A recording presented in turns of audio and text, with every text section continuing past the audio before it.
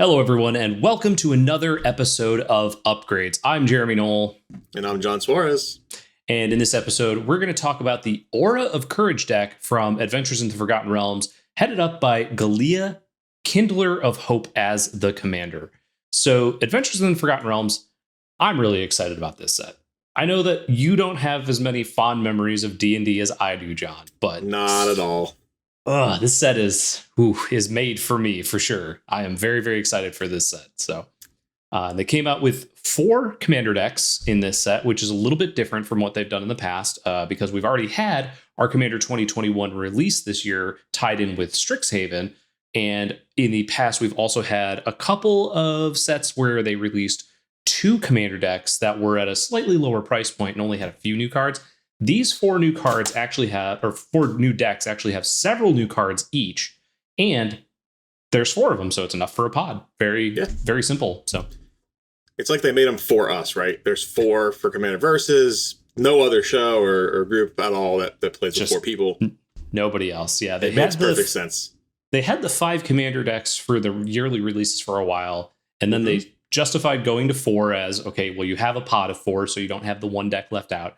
And then they just kind of went back to 5 randomly, and now we're getting 4 with this set. I'm not going to complain. It's 4 D&D commander decks. I'm super excited about it. Yeah, D&D for me is a miss, but I'm a huge fan, as if anybody who's watched Commander Versus knows, I'm a big fan of like Universe Beyond stuff. Like I love the crossover things, whether it's its own world or it's in the Magic world. So I'm very excited.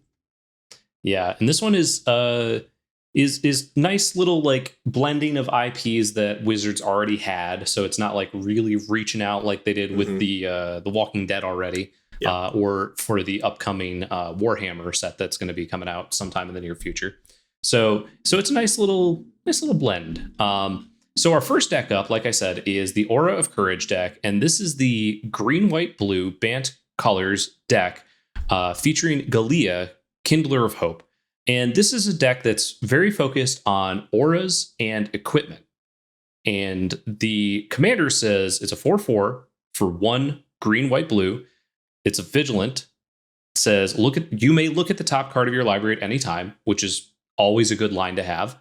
And you may cast aura and equipment spells from the top of your library. When you cast an equipment spell this way, it gets this equipment enters the battlefield, attach it to target creature you control. So automatic equips if you cast it from the top of your library. Yeah, it's the Sigarda 8 effect, right? That obnoxious, just up, here it is, now it's on my thing.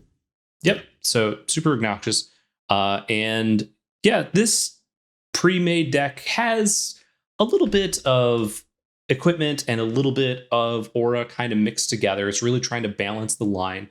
And I don't think this one's really tearing itself like some of the older commander decks where they had like a big theme and then like maybe 2 sub themes that really they were trying with like the other commanders in the deck. So there's a pretty good balance here, I think, and you could go either way with it, or you could kind of play it as is and still do pretty well with it. Yeah, I don't think the cards we added to the deck that we're about to cover are going to like make it or break it. I think it's pretty solid on its own. Yeah, so for these videos we have in the past, and we're going to try this again, we're going to do 10 cards to upgrade that are under $10 each. So you obviously have way more cards that you can grab that are, your swords and all those, really high-end cards. You can get your Stoneforge and things if you have them, but we're trying to keep it a little bit more budget conscious. You buy this card or deck right off the shelf, you add in a few cards, you're really only trying to spend $30 or $40 at most to really upgrade it and get it a little bit more tuned, a little bit more fun. So,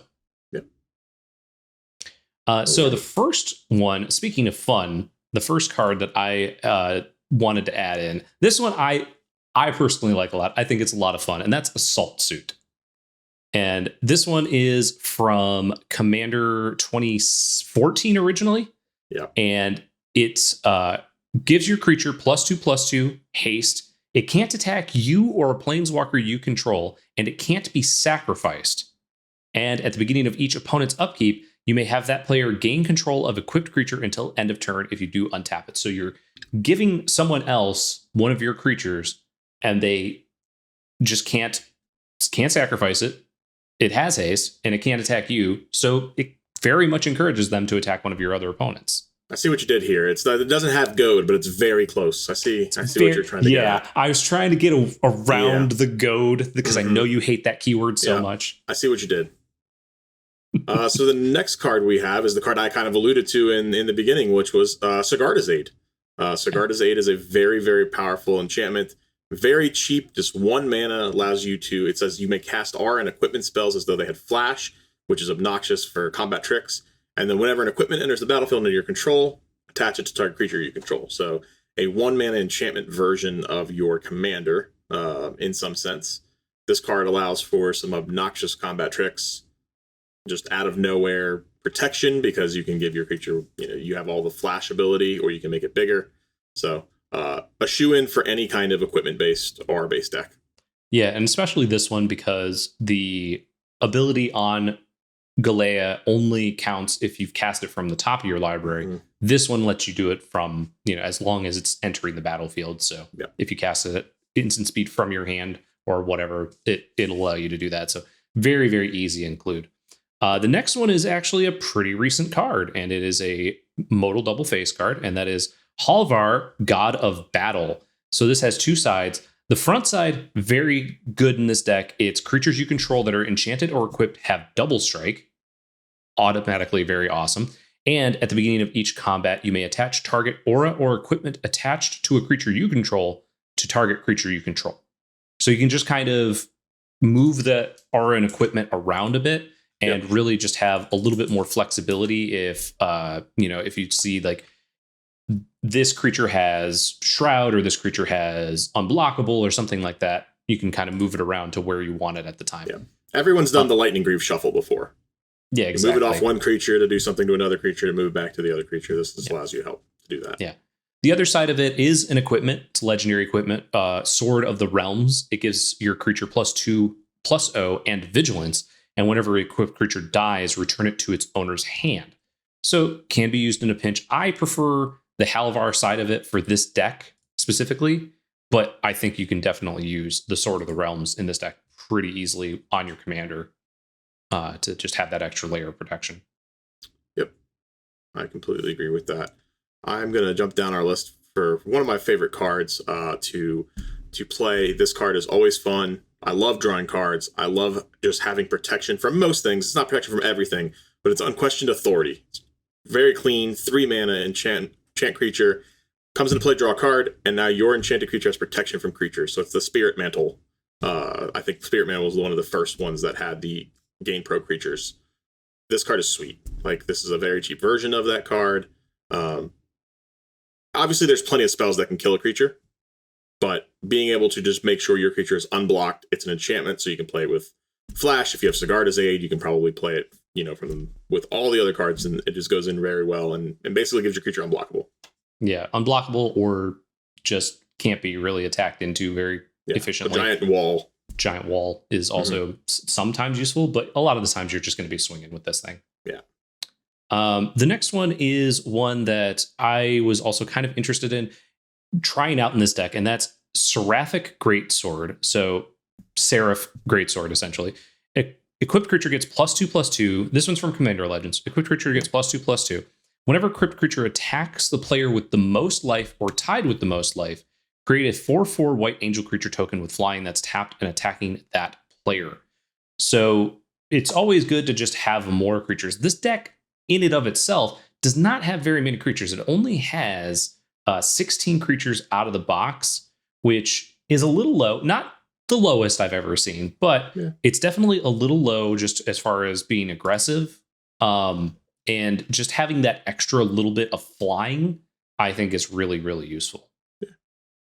And thankfully, you always have your commander, right? So you're always going to have one creature to at least go for it. So yeah. All right, next card on our list is Timely Ward. And see, I'm glad I skipped because I got the second creature enchantment that gives it indestructible, and this one has flash if it targets your commander. When I first started playing Magic, one of my favorite things to do was put a pariah on my Chimano Revolutionary and just sit there and think like I couldn't lose the game anymore now. Like, no damage can be dealt to me. It's all dealt to my creature that doesn't take damage. So I'm a big fan of these enchant creatures that give it the indestructible and protection and stuff. It's one of my favorite things to do. Yeah, it's a super fun one. It's just came out in Commander Legends. Just another way for you to be able to protect your commander very easily. Yeah. The next one is one that I really like. When I got back into Magic and really started playing tournament Magic, I was playing the Mythic Conscription deck, and it was focused around Eldrazi Conscription and this card, Sovereigns of Lost Lara. This is a 6 mana, 4/5, has Exalted, but whenever a creature you control attacks alone, you can search your library for an aura card that could enchant that creature, put it onto the battlefield, attach that creature, then shuffle your library. So in that deck, it was very much you get out your Noble Hierarch or your, some sort of mana dork, you power out Sovereigns of Lost Lara, you swing, go get Eldrazi's Conscription, immediately equip it. Super, super great in, just tournament Magic, but in 4-player, you can just go get, there's a lot of stuff you can go get, to really just, really wipe out your opponents. Eldrazi Conscription, probably a little much for this deck, I think. I can't remember what the price is at this point. I'm in for it. Still good? Okay, good. I could not remember what that one was. I'm in for it. Love that card. Yeah. So, but yeah, Sovereigns of Lost Lara, fantastic card. Love it. Obviously, on the theme of where we're at, Aura's Steel of the Godhead. This card from Shadowmoor, I believe. Yeah, Shadowmoor. Way back. Enchant creature, as long as it's white, it gets +1/+1 and has lifelink. And as long as it's blue, it gets +1/+1 and unblockable. So a great enchantment for your commander. Just lets you race, make sure that you can't be blocked. Just an overall really powerful aura. Yeah. And the other one matching that is Shield of the Oversoul, which is the green-white version. And each of these gives it +1/+1 for each of the colors, green and white and blue and white, respectively. And the Shield of the Oversoul also says if it's green, it gets indestructible. If it's white, it has flying. I really enjoyed these cards. I really loved playing in the Lara block and Shadowmoor block limited. And these enchantments were just tons of fun to be able to draft and actually utilize if you could. Yeah, I will say Steel of the Godhead makes sense. Shield of the Oversoul, green, indestructible, and white flying. That's how you know you're in Shadowmoor. Just pick something that works. Just throw keywords on it. And maybe it'll hit, but maybe it'll stick. So the last card we have is one of not too old, more recent, and that's Destiny Spinner. Fantastic card, 2 mana enchantment creature. Human enchantments and creatures spells you control can't be countered. So any of the blue players at your table, you don't have to worry about what they're doing. And then for 3 colors and a green, target land you control becomes an XX elemental with trample and haste until end of turn, where X is the number of enchantments that you control, and it stays a land as well. So really cool card that makes sure your threats can't be countered, and it can present a threat, which is nice. Yeah, and if you're going more heavily the aura route, this is definitely really good. If you really kind of want to build this as more of the equipment route, obviously not as good, but I think with the way that the deck is kind of balanced, you're still going to get a really powerful creature out of it. I agree. So as far as cards that we would cut, the first thing they have to address is the mana base, which we always kind of talk about in the upgrade series. And for this one, they've added in a couple of lands that I think people were asking for a little bit just so that they could have some extras, which is the Odyssey filter lands. They have been in commander decks before, but they are kind of hit and miss. They're kind of here and there. I don't particularly like them, especially in 3-color decks. In 2-color decks, I think they're okay. I think if you're playing like a red-blue deck and you're able to make like a lot of red mana pretty consistently in red-blue decks, but you always kind of want that extra 1 blue. So it's okay to filter through something like that. But for the most part, I'm not a huge fan of these. No, I can live without them. I loved them back, when that was all we had. But there's so many better lands now and better budget lands that you could play too. So yeah. And in the same kind of vein, the slow fetches are also in here where they enter tapped and then you can sacrifice them and search for one or the other. It doesn't have a basic, so it does go get your shock lands and things like that. But yeah, they're okay. I just kind of think that you could probably do a little bit better. I will say that the Thrive lands are in here, and I would like to play those personally. I think those are great. They're from Jumpstart, and I would want to try them out. I know that Some of our fellow Commander versus players, Justin Parnell, does not quite like any of the vivid lands, especially anything where you're going to put counters on your lands. But I think that these could work out pretty well for what you want them to be. They are just more tapped lands, so they are another one that you might just want to get rid of. I love that you selected one of my least favorite cards in Magic as a card to cut. I do appreciate that. Which one's that? Serum Visions. Mm-hmm. Card has no purpose specifically here. For you. Yeah. No purpose here. Has no purpose in Magic. If you don't play the card Arc like Phoenix, you don't play Serum Visions. I can't get behind it. Hate it. The only thing I could think for this card specifically is the fact that it says Scry 2 and you're trying to get those aura and equipment cards on top of your deck. I guess. And I get but there are definitely other things you could be doing with that spot. You could just play a Preordain. You could play... Yeah. You just play the better version. Yeah, you could play Preordain, you could play Ponder, you could play... what's the enchantment? The 1-mana enchantment for masks? Soothsaying. Soothsaying. You could play Soothsaying and it would be better. You could play Soothsaying over this and it would still be better because that's just pay X, look at the top X, rearrange them however you want. Yeah. And you can shuffle for 5. And you can shuffle for 5, which I think is... I utilize that all the time. It's better than Serum Visions, you're right, 100%. Yeah. The next one for me is Viridian Longbow. I just don't see why you would ever want to tap your creature to have it deal 1 damage to target creature or player when you're putting on other things like Colossus Hammer and Argentum Armor, and you could just be attacking. The only kind of thing that it works with is Basilisk Collar, gives it Death Touch. Which is nice. And then you could equip both of those to a smaller creature and have your little ping, to kill off their big stuff. But for the most part, there's just better stuff you could be doing. There's certain cards in Commander that I look at and I see in a deck, and I'm like, why would you play that? And if you're playing that, it's probably because you have a way of untapping it a bunch, and you're going to kill me. So if I see that card, I might not want to play anymore, and I might try to take you out. So if you don't have anything special going on with it, you got to kind of pick and choose which cards you want to play. You don't want to get a target drawn on you for a Viridian Longbow. Let's see. Yes. You also cut another one of my least favorite sets, a card from my least favorite set, which is River Wise Augur, which is from Rivals of Ixalan. I'm not a fan of that set either. But, this enters the battlefield and you draw 3 cards, put 2 back on top. Again, it's trying to do the scry thing, right? Where you're trying to play back your enchantments. You can just play Brainstorm if you really want to have this effect. You don't need to have it on a 4-mana 2/2 creature. 4-mana 2/2. Yeah. You just don't need that. Brainstorm has been printed a million times. If you want that, it's pretty cheap. It's going to be cheap. You've got Prognostic Sphinx in there as well. When it attacks Scry 3. Sure. So as long as you can, and that's repeatable because it can attack multiple times. Where River Wise Augur is just ETB. So it's and Brainstorm's already in the deck. So so why do you need another one? You can have one of a bunch of other of that effect. Yeah. The last one is one that is it's Griff Spoon, which is a 1-mana enchantment. It gives your creature +1/+0 and flying. And it has the ability of 3 and a white to return it from your graveyard to the battlefield attached to target creature. You can only activate it as a sorcery.